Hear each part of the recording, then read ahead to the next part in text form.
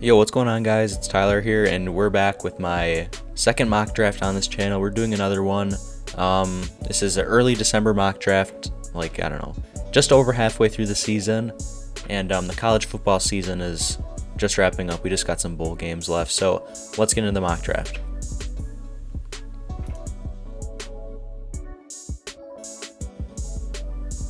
Alright, at number 1, we have the Lions taking Kayvon Thibodeaux. Now, Kayvon's probably the best player in this class, and in a poor quarterback class, where none of them are good enough to go number 1 right now. The Lions take the second most important position in football at edge rusher, and they just continue to build up those trenches like they did last year with their first-round pick, last year in Penei Sewell. Kayvon's a great, super athletic, explosive athlete, and he's just a complete package at that position. Alright, now number 2, the Texans are taking Aiden Hutchinson out of Michigan. Now in my last mock draft, I had Aiden at 26, and this guy's just worked his way up everybody's draft board. Again, in a stacked edge rusher class, this guy still stands out somehow. Everybody knew Aiden was a great athlete, but he struggled with injuries for a while, and we were just kind of, waiting to see him bounce back, and he did that. So now the Texans get a cornerstone edge rusher to rebuild their defense around. And honestly, I really hope that the Texans don't take a quarterback, because if some young quarterback has to go to Houston and, he needs time to develop, and he's not going to succeed, All right, now number 3, I have Evan Neal going to the Jaguars, and I'm pretty sure this is what I had in my last mock draft. I still do think that he's the best tackle in this class. Now, it's a lot closer than it was last time. You'll see the other guy in a couple minutes, but Evan Neal is still my number 1 tackle. The Jags have Cam Robinson playing on the franchise tag this season, and he probably won't be back next season. But even if he does come back, I still think Evan Neal is the pick. You need to keep protecting Trevor Lawrence. You need to get him a primetime tackle. Now, with their Jets, with their first of their 2 first-round picks, I have them taking Derek Stingley. Now Derek Stingley has lost a lot of that insane hype that he had his freshman year when he was, arguably the best cornerback in the nation. Now, I still think he's a complete package at corner, though, and the Jets have had some alright corner play from a couple of guys this season, but I still think if they drafted Stingley, he'd come in and be the best corner on the team, like, pretty comfortably.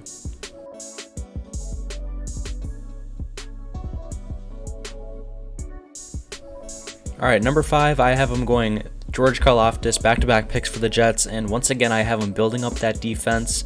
This guy's huge, he's strong, he can beat, pretty much all the offensive linemen. He's more of a defensive end than an edge rusher, but this guy's still a beast. I don't really have much to say. This dude's huge and strong.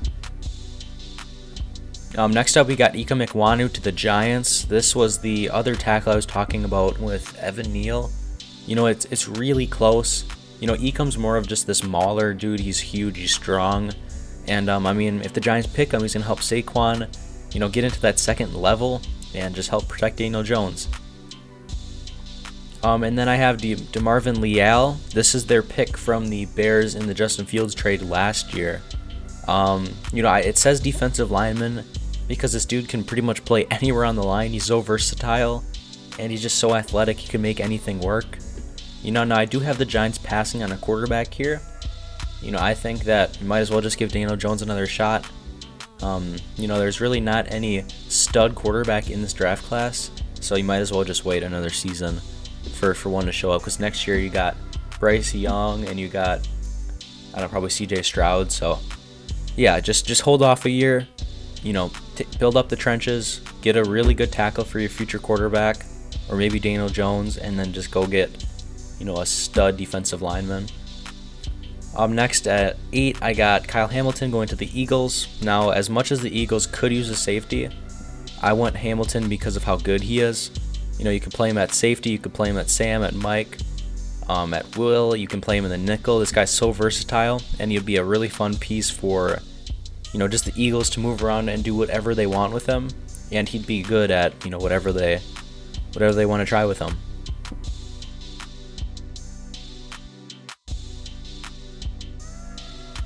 Alright, number 9, I'm going Nakobe Dean to the Eagles. Now, I'm so high on Nakobe Dean. He might be my favorite player in this draft, at least he probably right now. And, he's so good. Nakobe is a super fast and quick linebacker. He can, run, all over the field. He has sideline to sideline speed.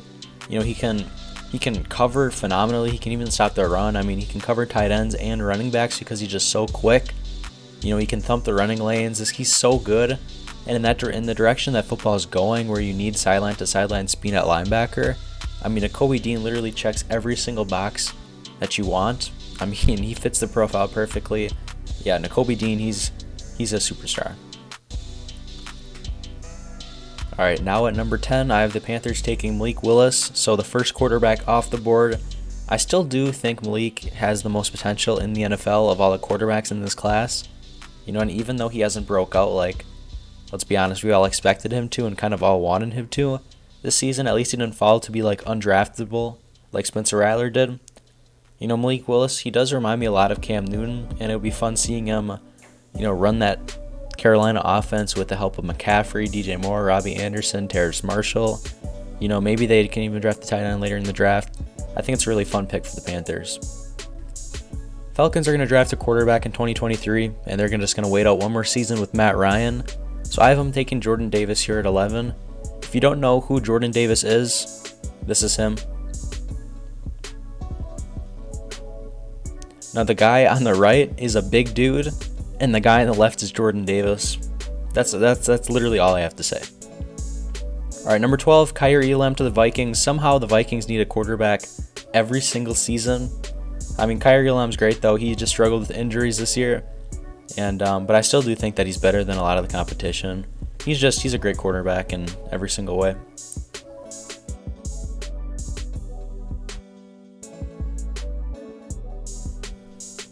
All right, number 13 to the Saints, I have Matt Corral. Now, Matt Corral, he's most people's number one quarterback in this draft, I'd say.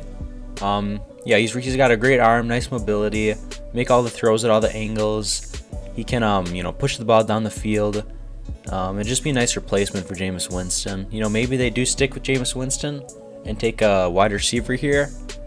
Who knows what's the whole problem with the Michael Thomas situation. But hopefully this team is healthy next season and they can make a little push in the playoffs. And the Saints probably won't be picking this high for a while. So might as well just seize the opportunity and get your franchise quarterback. And in this situation, it's Matt Corral. All right, with the next pick, I have David Ojabo.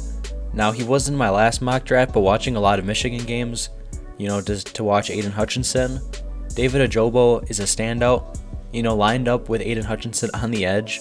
The fact that, you can still tell that David Ojabo is a phenomenal player is kind of crazy. Michigan is ranked second in the country right now, and that's mainly because of Ojabo and Hutchinson and how the two of them can just take over a game and just show their dominance all the time. All right, Garrett Wilson to the Browns. I do still think that this team needs a wide receiver. Even when they had Odell, I thought that they needed a receiver. I prefer Chris Olave a little bit over Garrett Wilson. But you already have Jarvis Landry in the slot, so might as well just get Garrett Wilson, who can play on the outside rather than Chris Olave, who's more of a slot guy. And we'll talk about him a little bit. All right, next pick, Sam Howell to the Steelers. Ben Roethlisberger's for sure gone after this season. They kind of been treading water with him for a while now, and I think it's just time to pull the trigger and take a quarterback. Now, the next pick and this pick are pretty interchangeable. It's really preference. You can flip them however you want. I like the storyline of the next pick switching with this pick, and I'll talk about that when I talk about the next pick. So yeah, Sam Howell, he's a good quarterback. A lot of these quarterbacks are pretty interchangeable. So Sam Howell to the Steelers here at 16.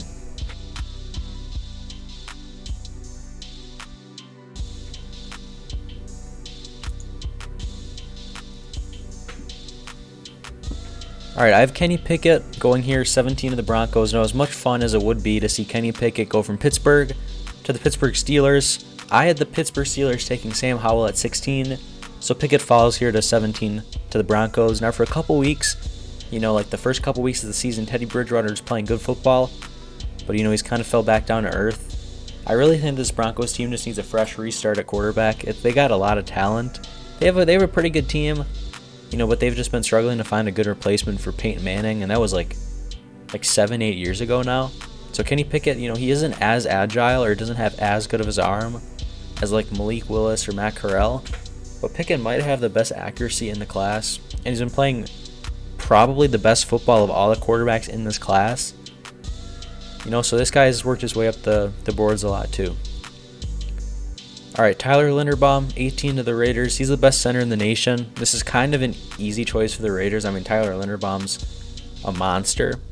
I am tempted to go with some random guy projected in the 6th round for the Raiders, but because that's just kind of what they do. But I'll give them a star here. All right, Kenyon Green to the football team. This offensive line is not very good. And getting someone as versatile as Kenyon Green to plug anywhere on the offensive line, any of the 5 positions, would be a big get for them. Especially with their best offensive lineman, guard Brandon Scherf, most likely leaving in free agency. I mean, Kenyon Green would be a huge help to that entire offense. Okay, now I have Chris Olave going to the Chargers, and my prediction would be that Mike Williams is going to leave the Chargers and get paid a boatload of money from a team this offseason. And the Chargers then would only be left with an aging Keenan Allen. I think you really need a receiver to help out Justin Herbert, and going out and getting Chris Olave would make Justin Herbert very happy. The team together for like the next decade. Chris Olave, super explosive, really good deep threat. He's got good speed. He's always open. He can catch the ball. He's just a great receiver. And so Chris Olave at 20 to the Chargers.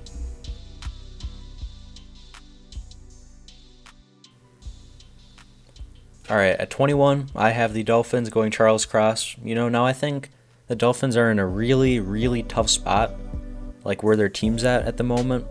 The main question being, is Tua the guy? Now, I do think he is, and even if he's not, I don't think you draft a quarterback here. I think you just wait another season.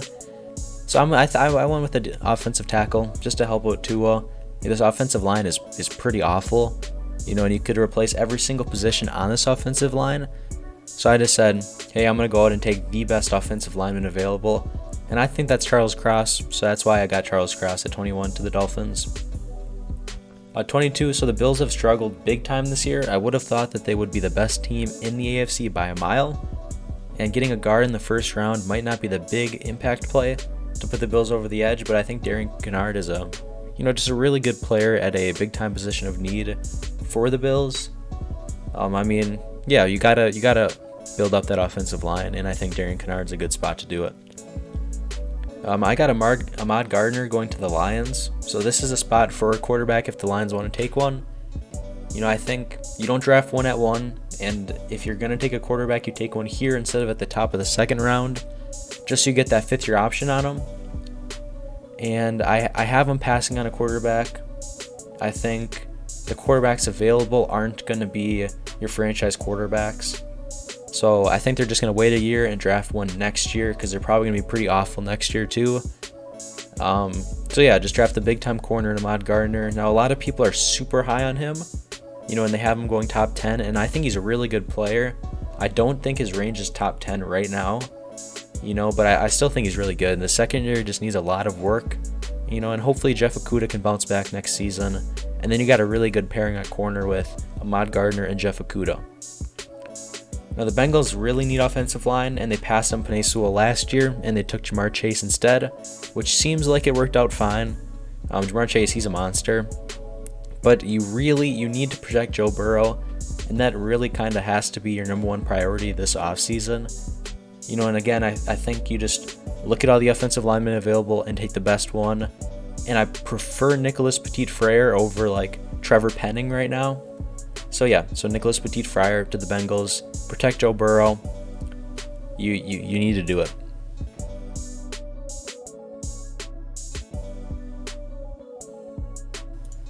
All right, so at 25, I have the Cowboys taking Kingsley Enagbare. So he's a super interesting prospect.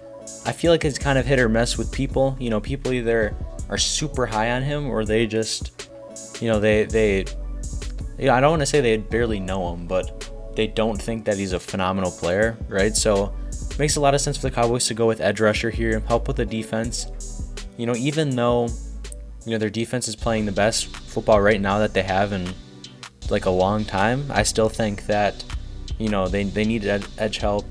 And every team needs more edge. So Kingsley Enagbare for the Cowboys here. So for the Chiefs, I want to give them a receiver so bad, but their defense was dreadful for the first part of the season. So I think you should upgrade that defense and take an edge rusher. Here you have a lot of options, and here I went with Drake Jackson. You could go safety here for the Chiefs, but I don't know. There's so many good options for safeties that you could just hold off to the second round. Take an edge rusher here. Take a safety in the second round, and then maybe you go a receiver in the third round. I mean, it's such a deep receiver class that you don't really have to worry about taking one in the first round, unless you that's your number one priority. So Drake Jackson here for the Chiefs. Now for the Titans, I have him going a linebacker, Devin Lloyd. Devin Lloyd is a really good player. Him and Nakobe Dean are both phenomenal linebacker prospects, and I'm a big fan of both of them. Devin Lloyd's pretty similar. He's got sideline to sideline speed as well. He plays off the ball most of the time, but you can have him in many packages where you kind of rotate him around and have him rush the passer. He's a smart guy who can read plays, and he's got really good awareness for what's going to happen, or screens and stuff like that. So Devin Lloyd's he's a really good player. Now Jamison Williams here at 28 to the Bucs. He's been the best receiver in Alabama this season. He's like an 80-yard touchdown waiting to happen. Jamison Williams, he's incredible. He's explosive, quick, fast. He can get open so easily, and all of a sudden he's just wide open 50 yards down the field, and there's no stopping him. Or he can get the ball short, and he'll just run past everyone and make them miss tackles. He's a really good player, and if Chris Godwin ends up leaving in free agency, because I'm pretty sure he's playing on the tag right now, then there's a wide open spot for receiver on that team. Outside of Mike Evans, Antonio Brown's probably going to be gone. So you don't have much.